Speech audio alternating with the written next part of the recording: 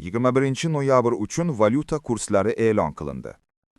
O'zbekiston Respublikasi Markaziy banki 2025-yil 21-noyabr kunidan xorijiy valyutalarning o'zbek so'miga nisbatan yangi qiymatini belgiladi, deb Markaziy bank xabar berdi.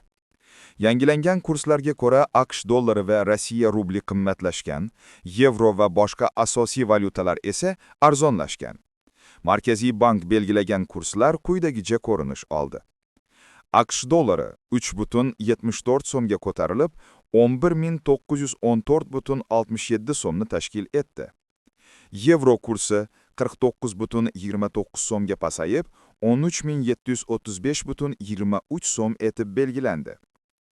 Rossiya rubli 0,78 so'mga oshib, 148,27 so'mga yetdi. Buyuk Britaniya funti 51,09 so'mga arzonlashib, 15.584,39 so'm bo'ldi.